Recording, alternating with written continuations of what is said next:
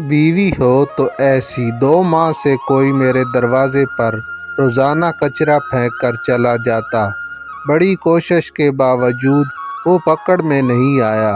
اہلیہ نے کہا کہ یقیناً یہ محلے کا کوئی ایسا بندہ ہے جو فجر کی نماز باقاعدگی سے پڑھتا ہوگا اور مسجد جاتے ہوئے یہ کارنامہ سر انجام دیتا جاتا ہوگا۔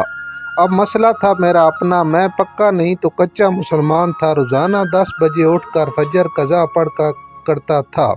20 دن قبل میں نے اہلیہ سے فجر میں اٹھانے کا کہا تو اہلیہ حیران کہ یہ آج سورج مشرق کے بجائے مغرب سے کیسے نکل رہا ہے۔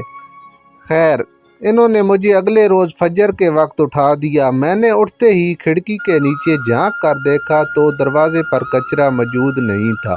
فٹافٹ وضو کیا، کھڑکی کے پاس ہی مصلی بچھایا اور 2 رکعت سنت کھٹا کھٹ پڑھ کر پھر سے جھانک کر دیکھا تو کچرا دروازے پر پڑا میرا منہ چڑھا رہا ہے۔ خیر، پھر 2 رکعت فرض پڑھ کر پھر سو گیا۔ اگلے دن سنت پڑھنے کے بجائے فرض پڑھتے پڑھتے کچرا پھینک دیا گیا، پکڑ نہیں پایا۔ 5ویں دن اہلیہ کہنے لگی، ماشاءاللہ آپ اب فجر کی نماز پڑھنے لگے ہیں تو مسجد میں باجماعت نماز پڑھ لیا کریں۔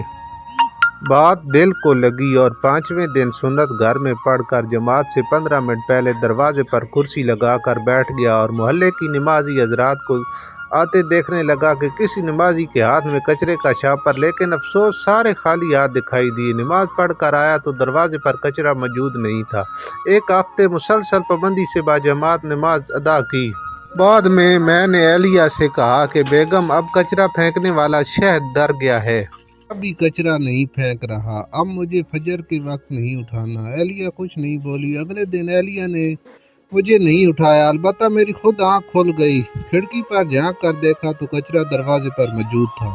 ٹائم دیکھا تو فجر کا وقت تھا، لیکن جماعت نکل چکی تھی۔ اب اگلے دن وہی معمول تھا۔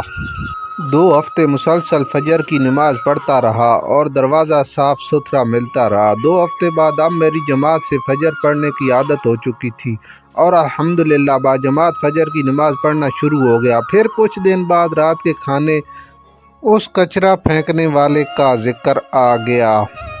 میں اسے برا بھلا کہنے لگا۔ بیٹا بولا، ابو آپ اسے برا تو نہ کہیں، بلکہ وہ تو آپ کا محسن ہے جس کی وجہ سے آپ فجر کی نماز باجماعت پڑھنے لگے ہیں۔ بیٹے کی بات سن کر میرے دماغ کو جھٹکا سا لگا اور سب کو غور سے دیکھنے لگا۔ مجھے یوں ہی اپنی طرف سارے دیکھتے ہوئے ہنسنے لگے۔